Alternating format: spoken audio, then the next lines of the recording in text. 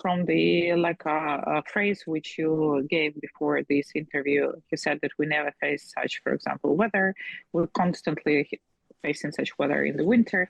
It just said that we have non-professionals on those positions, unfortunately, not those people who were in politics, in diplomacy, who know how regional content and context. So, but we have what we have, and we need to deal with that. I think that Ukraine do the best, and Europeans do the best to reach the best result. Now, on Thursday, Donald Trump announced that Vladimir Putin had agreed to halt attacks on Ukraine's major cities during the horrendously cold snap, supposedly for a week. I personally asked President Putin not to fire on Kiev and the cities and towns for a week during this. It's extraordinary. It's not just like cold, it's extraordinary cold, record-setting cold. Over there, too, they're having the same. It's a big pile of bad weather, the worst. But it was, they said they've never experienced cold like that. And I personally asked President Putin not to fire into Kiev and the various towns for a week. And he agreed to do that. And I have to tell you, it was very nice. A lot of people said, don't waste the coal, you're not going to get that. And he did it, and we're very happy that they did it. But yesterday, the Kremlin clarified that the ceasefire expires on Sunday, when temperatures are due to plummet to minus 24 degrees Celsius. Alina Frolova is the deputy chair of the Centre for Defence Strategies and Ukraine's former deputy minister of defence. Thank you so much for joining me. Do you expect this ceasefire to hold until Sunday? Well, the Sunday is tomorrow, so probably yes. I think that Putin has no reasons now to broke some kind of relations with Trump, and he's quite dependent on that.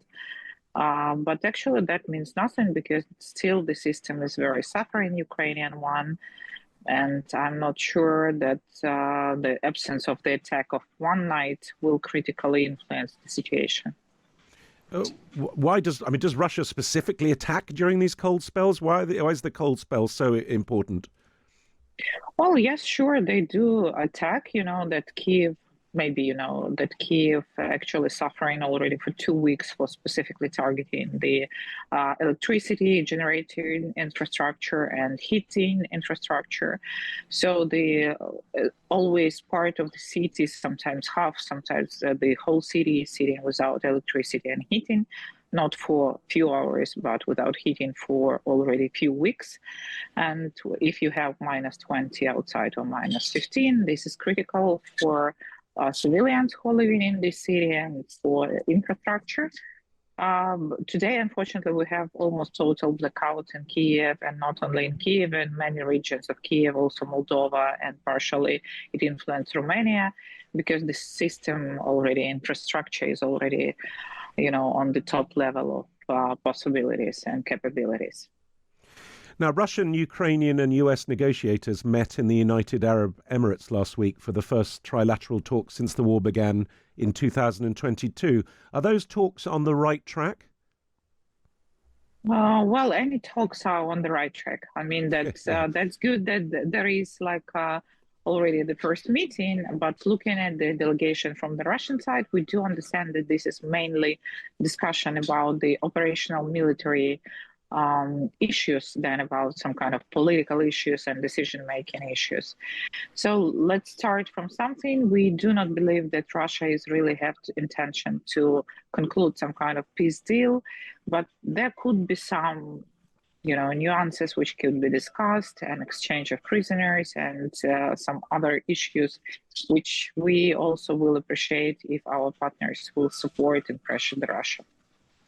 What do you make of the story that one of Donald Trump's senior envoys for Ukraine is alleged to have made several comments that exposed a lack of knowledge about the war? The unnamed envoy allegedly made mistakes about how long the war had been going on and whether or not the country had a vice president. I think that Trump himself is making a lot of mistakes about everything. If we speak about Ukraine, and not only Ukraine, from the phrase which you gave before this interview, you said that we never face such, for example, weather. We're constantly facing such weather in the winter. It just said that we have non-professionals on those positions, unfortunately, not those people who were in politics, in diplomacy, who know how like regional content and context. So, but we have what we have, and we need to deal with that. I think that Ukraine do the best, and Europeans do the best to reach the best results in this situation. I mean, it's obviously not optimistic at the moment, but how optimistic are you that there'll be some sort of solution in the near future? In Ukraine, actually, no expert community knows, just like civilians, no one believes in reaching out some agreement with Russia, because we see no preconditions from Russian side to go for this agreement now.